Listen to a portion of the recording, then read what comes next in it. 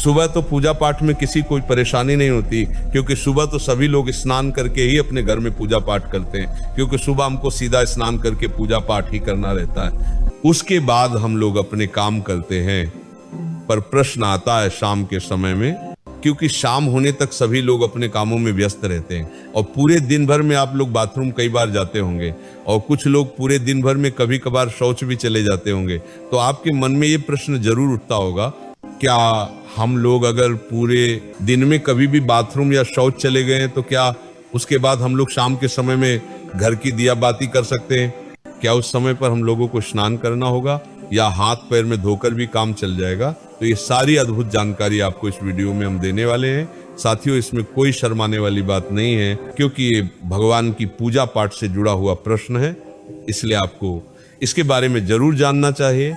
ये प्रश्न आपको सिर्फ और सिर्फ सर्दियों के मौसम में आएगा, क्योंकि इस मौसम में शुद्धता का ध्यान रखने में, बार बार हाथ पैर धोने में, स्नान करने में लोगों को परेशानी होती है, क्योंकि पानी बहुत ज्यादा ठंडा होता है। देखिए साथियों, आपने सुबह एक बार अपने घर में दिया बाती कर लिया, मंदिर में जाकर भी अगर आप दिया बाती करते तो आप सीधा स्नान करके पूजा पाठ या दिया बाती करते हैं तो सुबह तो किसी को कोई परेशानी नहीं रहती है। पर सुबह के बाद में आपके पास पूरा दिन रहता है और फिर शाम का समय आता है। साथियों, अब शाम होने तक बहुत सारे लोग पूरे दिन भर में बाथरूम जाते हैं, कुछ लोग शौच भी जाते हैं। तो यहाँ पर आपके मन में अशुद्धि आ जाती है, यानी कि आपका शरीर उस समय पर अशुद्ध हो जाता है जब आप बाथरूम जाते हो या शौच जाते हो। इसके बाद अब आप अपने घर में सीधा दिया बातें करने के लिए नहीं जा सकते। तो आखिर कौन सा वह नियम है जिसका अगर आप लोग बाथरूम या शौच जाते समय पालन करेंगे तो आप अशुद्ध नहीं होंगे बल्कि शुद्ध रहेंगे और शाम के समय की दिया बाती बिना स्नान किए कर सकेंगे? साथियों, सबसे पहले ये जो नियम है, विशेष रूप से माताएं बहनें इसका पालन करें, क्योंकि ज्यादातर घर की माताएं बहनें ही शाम के समय की दिया बाती करती हैं। साथियों, सर्दियों के समय में आप पूरे दिन भर में जब भी बाथरूम जाते हैं तो उस समय के लिए सबसे पहले आप नियम सुन लीजिए, उसके बाद हम आपको शौच का नियम बताएंगे। सुबह स्नान करने के बाद, पूजा पाठ करने के बाद आप पूरे दिन भर में जब भी बाथरूम जाती हैं तो आप लोगों को बाथरूम से आने के बाद मात्र 3 काम करने हैं। ये 3 काम करने के बाद आप शुद्ध रहेगी और शाम के समय की दिया बाती भी कर सकेंगे। सबसे पहले जब आप बाथरूम जाएं तो बाथरूम से लौटने के बाद आप सबसे पहले अपने हाथों को धोए, अपने पैरों को धोए, उसके बाद 3 बार कुल्ला करें। कुल्ला का मतलब है कि अपने मुंह में पानी लें, मुंह को थोड़ा साफ करें और पानी बाहर फेंक दें। ये प्रक्रिया आपको 3 बार करनी होती है, मतलब 3 बार कुल्ला करना रहता है। इसके बाद आखिरी में थोड़ा सा पानी अपने मुंह पर अगर आप लोग मार लेते हैं या एक हाथ गीला करके अपने मुंह पर फेर लेते हैं तो आप पूर्ण रूप से शुद्ध हो जाते हैं। साथियों, ये नियम सिर्फ माता बहनों के लिए नहीं बल्कि सभी लोगों के लिए है, चाहे आप बुजुर्ग हो, चाहे आप पुरुष हो, चाहे आप बच्चे हो। अगर आप बाथरूम से लौटने के बाद इस तरीके से ये 3 कार्य करते हैं तो आप पूर्ण रूप से शुद्ध हो जाते हैं। साथियों, अब आप लोग कहेंगे कि यहाँ पर भी तो हमें पानी का इस्तेमाल करना पड़ रहा है, पर यहाँ पर आपको कम पानी का इस्तेमाल करके हाथ मुंह धोना पड़ रहा है, अन्यथा फिर आपके पास स्नान करने का ही एक आखिरी तरीका बचता है। आप चाहे तो हाथ मुंह धोने के लिए गर्म पानी भी करके रख सकते हैं, इसमें कोई परेशानी नहीं है।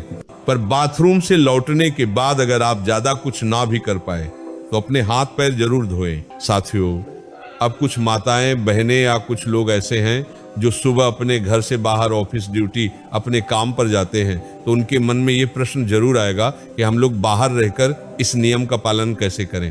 तो साथियों, अगर आप लोग बाहर काम करने जाते हैं, ऑफिस या ड्यूटी जाते हैं, तो उस जगह पर आप इस नियम का पालन नहीं कर पाएंगे, क्योंकि उस समय पर आप पैरों में मोजे और जूते पहने होंगे या वहां पर आपको वैसा स्थान ना मिले कि आप अपने हाथ मुंह धो सके। तो इसीलिए बाहर रहकर ये सारे नियम संभव नहीं है। तो जितने भी लोग बाहर रहते हैं, पूरा दिन काम करते हैं और शाम को अपने घर पर लौटते हैं, उनके लिए एक अलग नियम है। साथियों, अगर आप सभी लोग शाम को अपने घर लौटकर अगर गर्म पानी से स्नान कर सकें तो बहुत अच्छी बात है।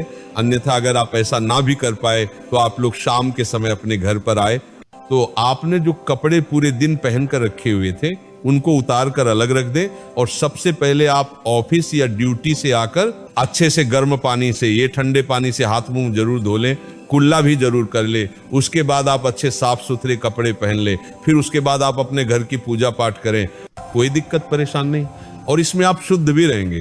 पर साथियों, अगर आप पूरे दिन भर घर के बाहर रहते हैं और काम करते हैं तो आपको कोशिश करना है कि आप शाम के समय घर पर जब आए तो स्नान कर लें और फिर साफ कपड़े पहनकर अपने घर की दिया बाती करें।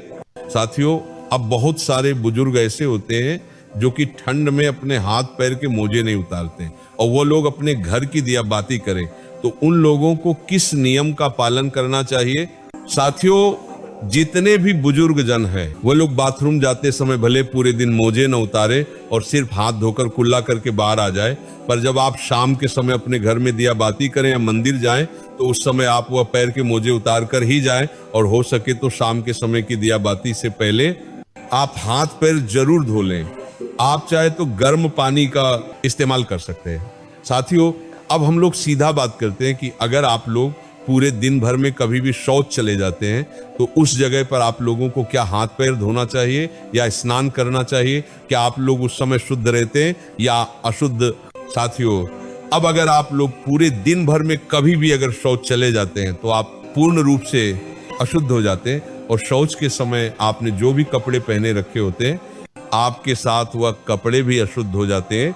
इसलिए शौच जाते समय सीधा सा नियम यही है कि जो भी लोग पूरे दिन भर में कभी भी शौच गए हैं उनको शौच से आने के बाद सीधा स्नान करना चाहिए।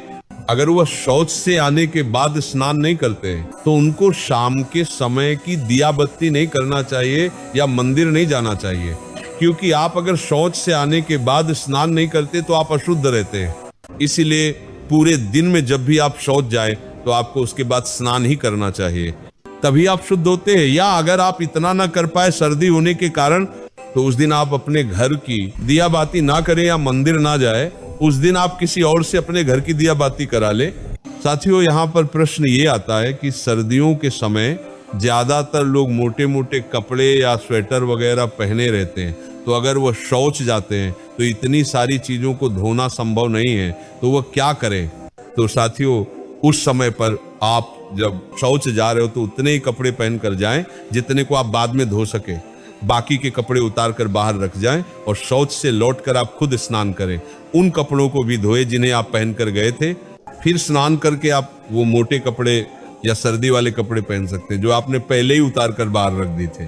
साथियों, अब हमने जितने आपको ये नियम बताए हैं सर्दियों के समय से जुड़े हुए, ये नियम छोटे बच्चे, बुजुर्गजन जिनकी तबीयत ठीक नहीं है, इन पर लागू नहीं होते। इसलिए आप इन सभी बातों का ध्यान रखते हुए ही इन नियमों का पालन करें। बाकी भगवान के मंदिर भी अगर आप जा रहे हैं तो भी आपको इन सभी नियमों का पालन करना चाहिए।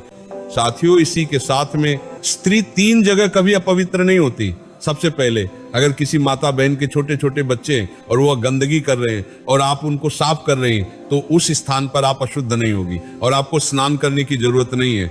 आप बच्चों की देख रेख करते हुए भी शाम के समय की दिया बाती कर सकते हैं, क्योंकि उस समय आप अशुद्ध नहीं होते। इसके बाद में अगर कोई माता बहन के प्रति किसी परेशानी में है और आप उनकी सेवा कर रही हैं तो अपनी पति की सेवा करते समय भी आप अपवित्र नहीं होती हैं, आपको स्नान करने की जरूरत नहीं होती। इसके बाद अगर कोई स्त्री अपने घर में बुजुर्ग सास ससुर की सेवा कर रही है, गंदगी साफ कर रही है, तो उस जगह पर भी वह स्त्री अपवित्र नहीं होती है।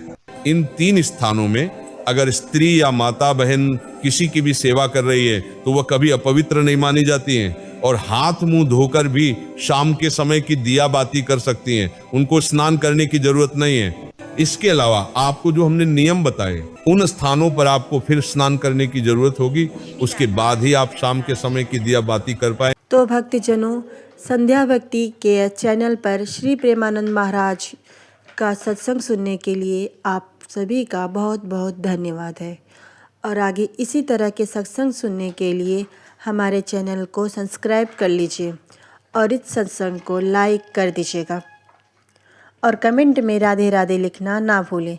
जल्दी ही लेकर आते हैं महाराज श्री के और भी सत्संग।